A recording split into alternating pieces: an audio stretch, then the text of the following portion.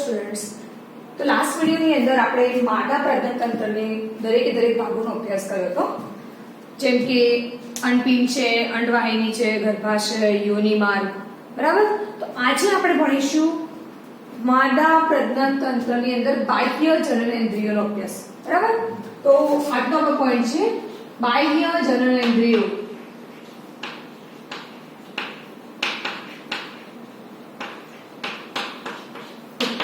સ્ત્રીના એટલે કે માદાના શરીરમાં એટલે કે માદાના પ્રજનનતંત્રમાં બાહ્ય જનનેન્દ્રિયોનો પણ સમાવેશ થતો હોય છે. તો આપણે વાત કરીએ કે કઈ કઈ જનનેન્દ્રિયોનો સમાવેશ થાય છે. ફર્સ્ટ, એમાં ઘણી બધી જનનેન્દ્રિયો હોય છે. પહેલા વાત કરીશું આપણે મોન્સ પ્યુબિસ. મોન્સ પ્યુબિસ, એના પછી મુખ્ય બગોષ્ઠ, ગૌણ બગોષ્ઠ, યોનિપટલ અને ભગ્ન શિશ્નિકાનો સમાવેશ થાય છે.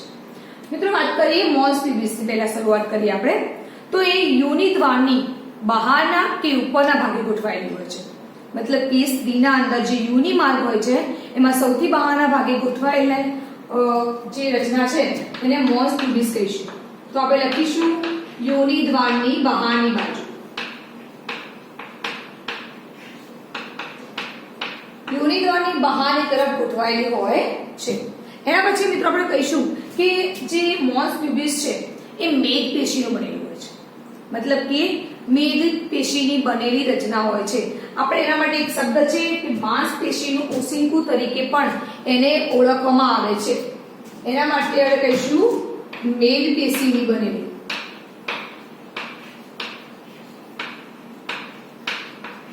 રચના છે આ છે મેદ પેશીની બનેલી રચના. એના માટે શબ્દ મેં તમને કીધું એ માંસપેશીનું ઓસિંકુ તરીકે એક શબ્દ વાપરેલો છે એના માટે. પણ આ શબ્દ આપણી ચોપડીમાં અત્યારે આપેલો નથી, પણ તો પણ આપણે એના પર ધ્યાન જોઈશું. એના પછી નો પોઈન્ટ છે કે આ જે મોન્સ પ્યુબિસ છે એની આજુબાજુ એટલે કે એના વિસ્તારની અંદર એક પ્યુબિક વાળ આપણને જોવા મળશે.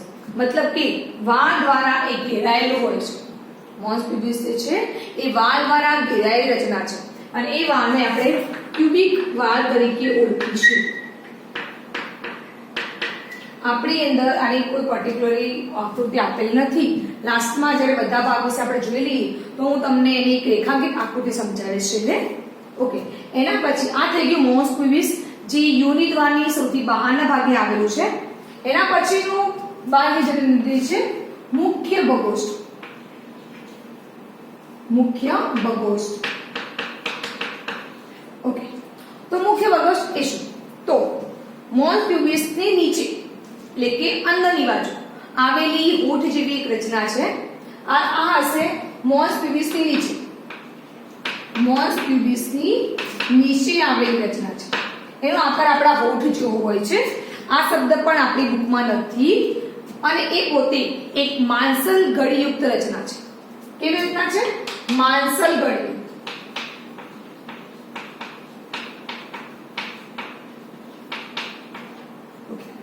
આ પોતે એક માંસલ ગળયુક્ત રચના છે અને આ જે રચના રહી યોનિ માર્ગના મુખને સંપૂર્ણ રીતે ઢાંકી દે છે. એ પોતે યોનિ માર્ગના મુખને સંપૂર્ણ રીતે ઢાંકતી એક રચના છે. તો હું લખી લઉં છું કે યોનિ માર્ગના મુખને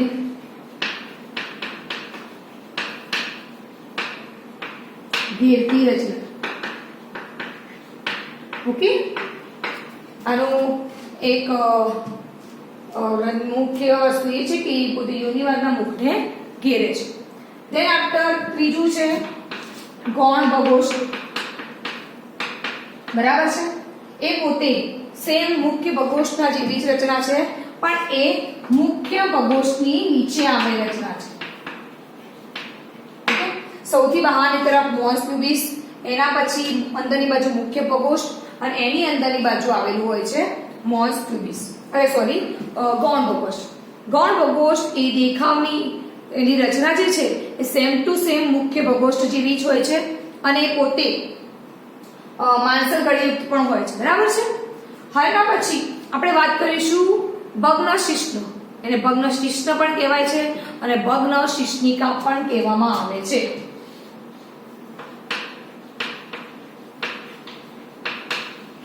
ભગ્ન શિશ્ન અથવા ભગ્ન શિશ્નિકા તરીકે પણ આપણે ઓળખીશું. હવે સમજી લો કે ગૌણ પ્રકોષ્ઠ જે છે, ગૌણ પ્રકોષ્ઠ મેં તમને કીધું ગોળ જેવી રચના છે આ રીતે. તો જે ગૌણ પ્રકોષ્ઠ છે એ એના બંને ભાગ આગળની બાજુ ભેગા થશે આ રીતે, અને આગળની બાજુ જે ભેગા થાય તે એક આંગળી જેવો પ્રવર્ત બને છે. આંગળી જેવો પ્રવર્ત. તો અહીંયા લખીશું કે ગૌણ પ્રકોષ્ઠ જે છે તેના ઉપરની તરફના જોડાણ સ્થાને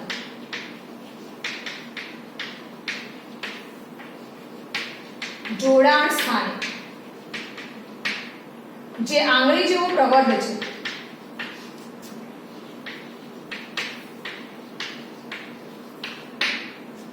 ગૌણ પ્રકોષ્ઠ એમ કહી શકીએ કે યોનિ ભાગ જે છે એના ઉપર મૂત્રમાર્ગ પણ યોનિ દ્વાર જે છે એની ઉપરની બાજુ મૂત્ર દ્વાર આવેલું હોય છે, અને મૂત્ર દ્વારની ઉપરની બાજુ હું તમને અહીંયા રેખાંકિત આકૃતિ સમજાવું છું, ધ્યાન આપજો. માનો કે આ યોનિ માર્ગ છે, યોનિ દ્વાર છે, બરાબર છે. થોડું નાનું દોરું છું. માનો કે આ યોનિ દ્વાર છે.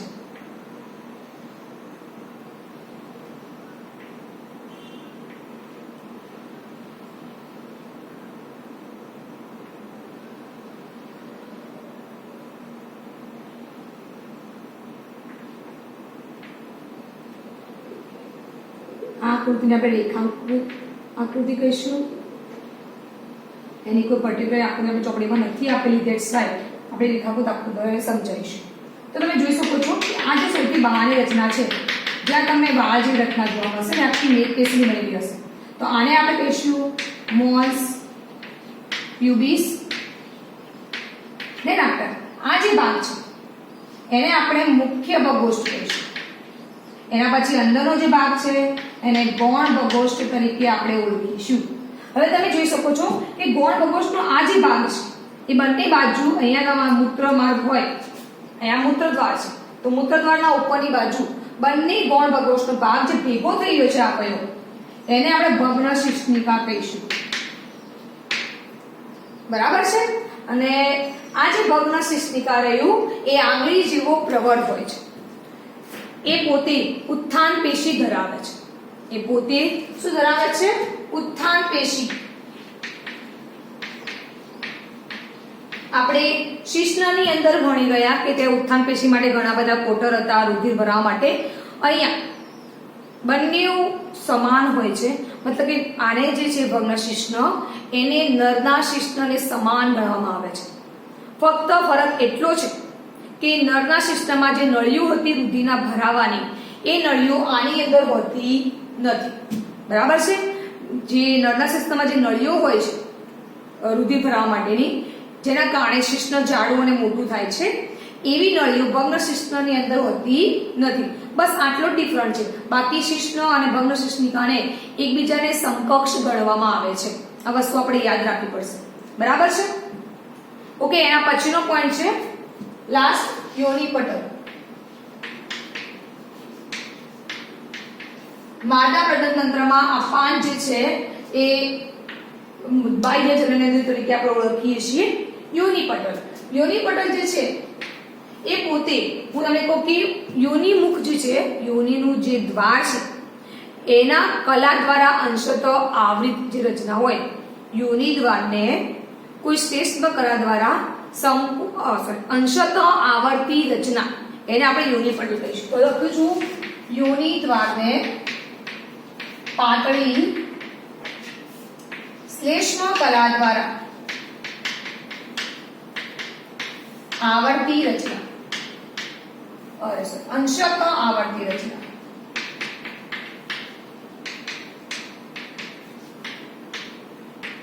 That's called યોનિ પટલ. ફરી એકવાર કહી દઉં છું કે સ્ત્રીનું જે યોનિ દ્વાર છે એને કોઈ શ્લેષ્મની કલા દ્વારા જે આવરણ આપતું હોય એ આવરણને, એ કલાને આપણે યોનિ પટલ તરીકે ઓળખીએ છીએ. એના પછી વાત કરીએ કે જે યોનિ પટલ છે એ સ્ત્રીઓમાં તૂટી જતું હોય છે. કઈ રીતે? તો આપણે એની ચર્ચા કરીશું કે ડોક્ટર દ્વારા ટેમ્પોન દાખલ કરવાથી. ઓકે. અહીંયા હું લખું છું ટેમ્પોન દાખલ કરવાથી, અને યોનિ ટેમ્પોન પણ કહેવામાં આવે છે. તો ડોક્ટર દ્વારા યોની ટેમ્પોન દાખલ કરવાથી પણ યોની પટલ તૂટી જતું હોય છે. ઓકે, યોની ટેમ્પોન એટલે શું? તો એ રૂનું કુંભળું દાખલ કરે છે ડોક્ટર કે જ્યારે સ્ત્રીઓના અંદર માસિક સ્ત્રાવ દરમિયાન જે ઋતુનો સ્ત્રાવ થતો હોય, જે રુધિરનો સ્ત્રાવ થતો હોય એને શોષવા માટે માસિક સ્ત્રાવ દરમિયાન એ ઋતુચક્રની જે ક્રિયા સ્ત્રીઓમાં થઈ રહી છે ઋતુસ્ત્રાવ દરમિયાન જે રુધિરનું બહાર નીકળ્યું છે એને શોષવા માટે ડોક્ટર જે રૂનું કુંભળું મૂકે છે એને આપણે ટેમ્પોન કહીશું. તો ડોક્ટર દ્વારા જ્યારે ટેમ્પોનની ક્રિયા કરાવવામાં આવે છે ત્યારે પણ કેટલીક વાર યોની પટલ તૂટી જતું હોય છે. યોની પટલ તૂટવાનો બીજો એક પોઈન્ટ છે પ્રથમ સમાગમ કરવાથી, એટલે કે જાતીય સંબંધ પ્રથમવાર બાંધવાથી પણ જે યોની પટલ છે એ તૂટી જતું હોય છે. એના પછી કેટલીક ક્રિયાઓ જેમ કે રમત રમવી, પડવું, સાયકલિંગ કે પછી ઘોડે સવારી, આ બધી ક્રિયાઓ કરવાથી પણ કેટલીક સ્ત્રીઓમાં યોની પટલ તૂટી જતું હોય છે. એક્સરસાઇઝ કરવાથી પણ યોની પટલ તૂટી જતું હોય છે. બરાબર છે. હવે ક્યારેક એવું બને છે કે પ્રથમવાર સમાગમ કરવાથી પણ સ્ત્રીઓમાં આ પટલ તૂટતું નથી. મિત્રો ફરી એકવાર કહું છું, આ જે પોઈન્ટ છે યોની પટલ તૂટવાની છે. એ યોની પટલ કઈ રીતે તૂટે છે? તો પહેલું કે ડોક્ટર દ્વારા ટેમ્પોન દાખલ કરવાથી. સેકન્ડ પોઈન્ટ મેં તમને કીધો કે પ્રથમવાર સમાગમ કરવાથી, પડી જવાથી, રમતો રમવાથી જેવી કે ઘોડે સવારી છે, સાયકલિંગ છે, એક્સરસાઇઝ છે, આ બધું કરવાથી સ્ત્રીઓની અંદર યોની પટલ તૂટવાની શક્યતાઓ રહેલી છે. પણ કેટલીક વાર પ્રથમવાર સમાગમ કરવાથી પણ યોની પટલ તૂટતું નથી. બરાબર. તો આના આધારે આપણે કહી શકીએ કે કોઈ પણ સ્ત્રીનું કૌમાર્ય છે એ આના દ્વારા આપણે નક્કી ન કરી શકીએ. મતલબ કે એ સ્ત્રીએ પોતે જાતીય અનુભવ કર્યો છે કે કેમ એ તમે યોની પટલ તૂટવા કે ન તૂટવાને આધારે નક્કી કરી શકતા નથી. એવું બની શકે કે સ્ત્રી જ્યારે નાની હોય, મતલબ કોઈ પણ માદા જ્યારે સ્કૂલમાં ભણતી હોય કે કોઈ પણ યુવાન, મતલબ કે હજુ સુધી એના મેરેજ ન થયા હોય કે કોઈ પણ કારણ, તો ત્યારે એ સ્કૂલમાં જ્યારે અમુક એક્ટિવિટીઝ કરતી હોય, સાયકલિંગ કરતી હોય છે, સ્કૂલમાં એક્સરસાઇઝ કરતા હોય છે કે ગમે ત્યારે ઘરે પણ, તો રમત રમતી વખતે પણ એનું યોની પટલ તૂટી શકે છે. બરાબર છે. તો એ વસ્તુ પર આધાર નથી રાખતું કે એ સ્ત્રીએ જાતીય અનુભવ કર્યો છે. બરાબર છે. તો આપણે એનું માપદંડ ન કહી શકીએ. જે યોની પટલ છે એ તૂટવું ન તૂટવું એને જાતીય અનુભવનો આપણે માપદંડ કરી શકતા નથી. તો આ વસ્તુ આપણે બહુ ધ્યાનથી યાદ રાખવા જેવી છે. ઓકે, આ જે તમે મેં દર્શાવ્યું છે એક રેખાંકિત આકૃતિ છે. આની અંદર આ જે છે એ યોની દ્વાર છે, આ મૂત્ર દ્વાર છે અને આ ભાગ છે એને આપણે યોની પટલ કહીશું. બરાબર છે. તો આ છે રચના એક રેખાંકિત આકૃતિ છે સ્ત્રીના બાહ્ય જનનેન્દ્રિયોની. હવે આ બધું આપણે જોઈ લીધું કે સ્ત્રીના અંદર મુખ્યત્વે 5 બાહ્ય જનનેન્દ્રિયો છે, એક સ્તન ગ્રંથિ પણ છે. બરાબર. મોન્સ પ્યુબિસ, મુખ્ય પ્રકોષ્ઠ, કોણ પ્રકોષ્ઠ, ભગ્ન શિશ્નિકા અને યોની પટલ. બરાબર છે. અને હવે એક લાસ્ટ જેને આપણે સ્તન ગ્રંથિ તરીકે ઓળખીએ છીએ, આપણે એની ચર્ચા કરીશું. સ્તન ગ્રંથિ જે સ્ત્રીઓની અંદર જોડમાં આવેલી હોય છે. સ્તન ગ્રંથિ સ્ત્રીઓના અંદર જોડમાં આવેલી હોય છે અને સ્ત્રી જ્યારે યુવાન એટલે કે યૌવનારંભમાં દાખલ થાય છે તો યુવાનારંભે એ સ્ત્રીના અંદર અંતઃસ્ત્રાવોના કારણે સ્તન ગ્રંથિનું કદ વધે છે. બરાબર છે. આપણે એની ચર્ચા કરીશું. સ્તન ગ્રંથિ તો આપણે કહીશું કે પહેલા એ જોડમાં છે, જોડમાં આવેલી હોય છે અને યૌવનારંભે જાતીય અંતઃસ્ત્રાવોને કારણે, જાતીય અંતઃસ્ત્રાવોની ચર્ચા આપણે ગઈકાલે લેક્ચરમાં કરી શક્યા છીએ, આગલા લેક્ચરમાં, કે જાતીય અંતઃસ્ત્રાવો કયા કયા છે, ઇસ્ટ્રોજન, પ્રોજેસ્ટેરોન જેવા જાતીય અંતઃસ્ત્રાવોને કારણે તેના કદમાં વધારો થાય છે. પરંતુ ક્યારે? તો યૌવનારંભે, સ્ત્રી જ્યારે યુવાન થાય એટલે કે એ યુવાનીમાં પ્રવેશે છે ત્યારે. હવે આપણે વાત કરવાની છે કે સ્ત્રી ના સ્તન ગ્રંથિ. તો આપણે આકૃતિ અને બંને સંગાથે સમજીશું. તો જુઓ અહીંયા હું તારી આકૃતિ શરૂઆત કરું છું.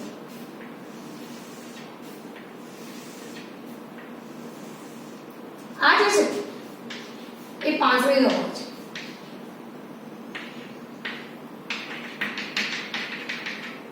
આ જે છે એ આપણી છાતીમાં રહેલી પાંસળીઓ છે અને આ જે બંને પાંસળ જે ગેપ છે એને આપણે કહીશું આંતર પાંસળી સ્નાયુ. આપણે આ બધી વસ્તુ 11 શ્રેણીમાં અભ્યાસ કરીને ચૂક્યા છીએ કે બે સ્નાયુઓ વચ્ચે જે ગેપ હોય છે, મતલબ કે બે સ્નાયુઓ વચ્ચે જે બે પાંસળીઓ વચ્ચેની જે ગેપ હોય છે એમાં જે સ્નાયુ ગોઠવાયેલા હોય એને આપણે આંતર પાંસળી સ્નાયુ તરીકે પણ આપણે ઓળખીએ છીએ. એના પછી તમે જોઈ શકો છો કે અહીંયા બીજા સ્નાયુ છે. એ સ્નાયુને આપણે પેક્ટોરાલિસ મેજર સ્નાયુ તરીકે ઓળખીએ છીએ, જે છાતીના ભાગમાં પ્રેઝન્ટ હોય છે. હવે આપણે દોરીશું સ્ત્રીની સ્તનગ્રંથિ. તમે જુઓ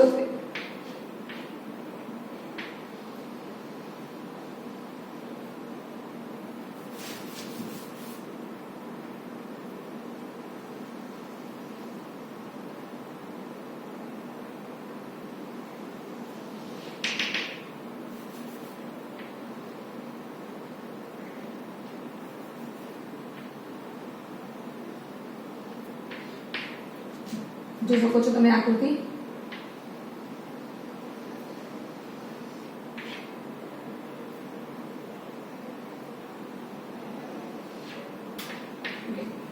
આ આકૃતિ મેં આપણે એના અમુક ભાગ જે છે મેદપેશી, તંતુપેશી એ આપણે થોડી સ્કેચની રીતે દોરવાની છે, તો ધ્યાન આપજો.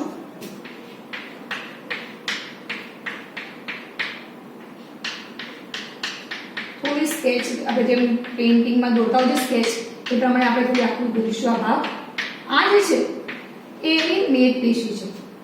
ચરબી, એના તો ચરબી આવેલી હોય છે, ચરબીનો ભાગ છે. અહીંયા કોઈ હાડકું હોતું નથી, મતલબ અહીંયા પાંસળી હશે પણ એની આગળ કોઈ પ્રકારનું હાડકું હોતું નથી, બરાબર છે. તો આ મેદપેશીની બનેલી રચના હોય છે. ઓકે, મેદપેશી આવેલી છે. હવે જે સ્તન ગ્રંથિ છે એના અંદર 15 થી 20 સ્તન ખંડો પ્રેઝન્ટ હોય છે. 15 થી 20 સ્તન ખંડો સ્તન ગ્રંથિમાં આવેલા હોય છે. તો આપણે અંદર 2-3 ખંડો દૃષ્ટિથી કરીને આપણે આકૃતિ ઈઝીલી રીતે સમજી શકીશું.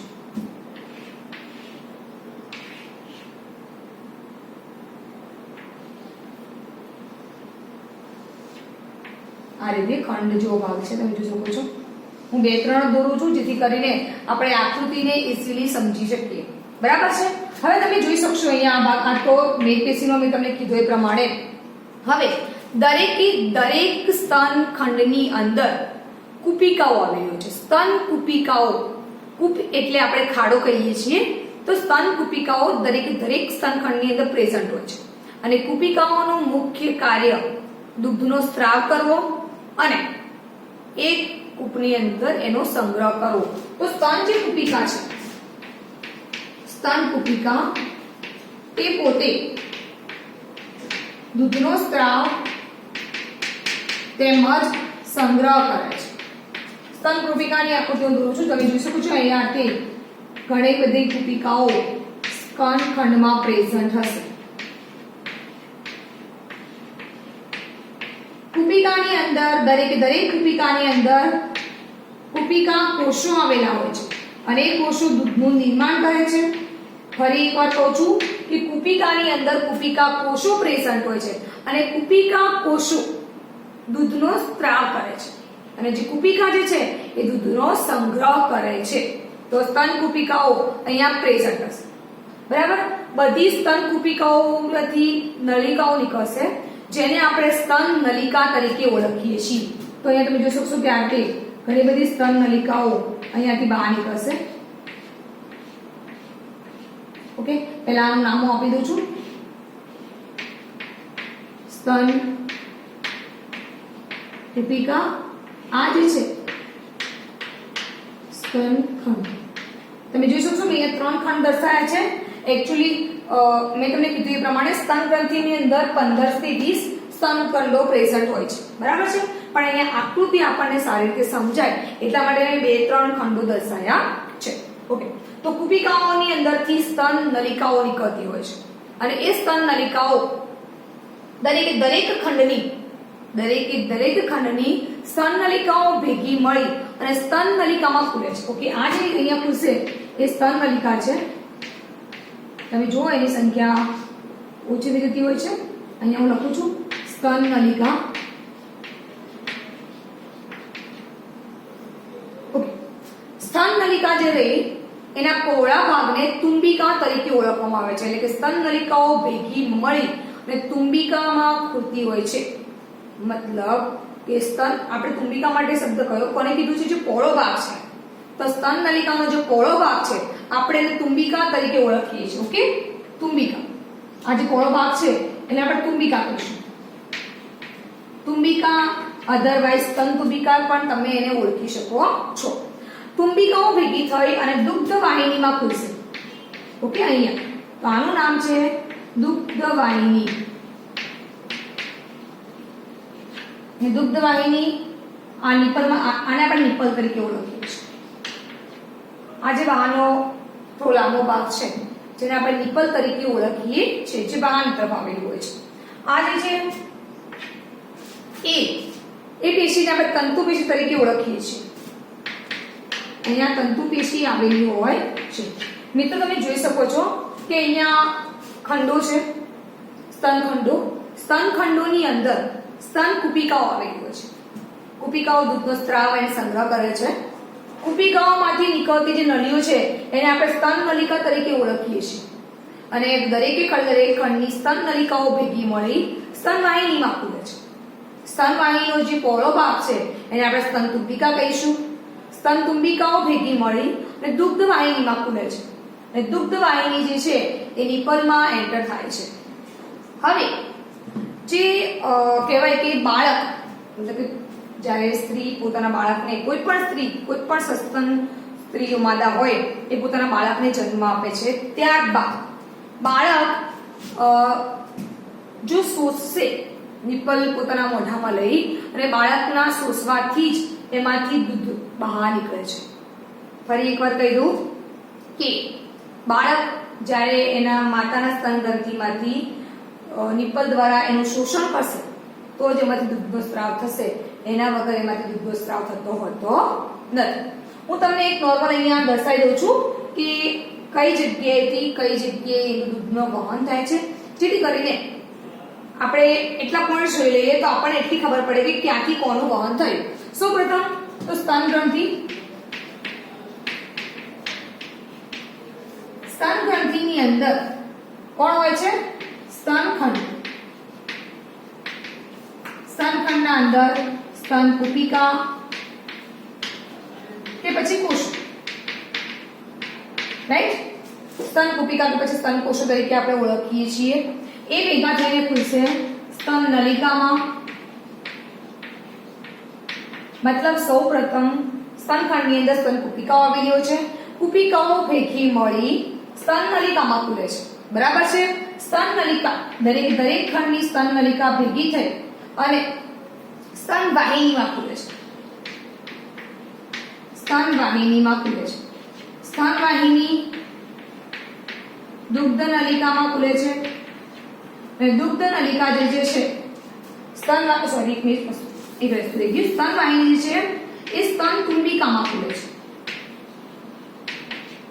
તુંબિકા દુગ્ધ વાહિનીમાં અને દુગ્ધ વાહિની છેલ્લે નિપલના અંદર એન્ટર થતી હોય છે. અને એના દ્વારા બાળક જ્યારે શોષણ કરશે નિપલ દ્વારા દૂધનું, ત્યારે એમાંથી દૂધનો સ્ત્રાવ થતો હોય છે. ઓકે મિત્રો, તો આપણે અહીંયા માદા પ્રજનન તંત્ર પૂર્ણ થાય છે. એના મુખ્ય અંગો, બાહ્ય જનનેન્દ્રિયો આપણે ભણી ચૂક્યા છીએ. જે સ્તન ગ્રંથિ છે એ રચનાત્મક અને ક્રિયાત્મક એકમ તરીકે આપણે એને ગણીએ છીએ. અને આપણે જે બાળક જે છે એના પોષણ માટે એનો ખૂબ જ મહત્વ રહેલું હોય છે. હવે નેક્સ્ટ વિડિયોની અંદર આપણે નરજન્યુ જનન અને માદા જન્યુનો જનનનો અભ્યાસ કરીશું. ત્યાં સુધી તમે આ બધું માદા પ્રજનન તંત્ર નર પ્રજનન તંત્ર બધા પોઈન્ટ્સ તમારે નોટબુક્સમાં લખી રાખવાના છે. Okay, thank you.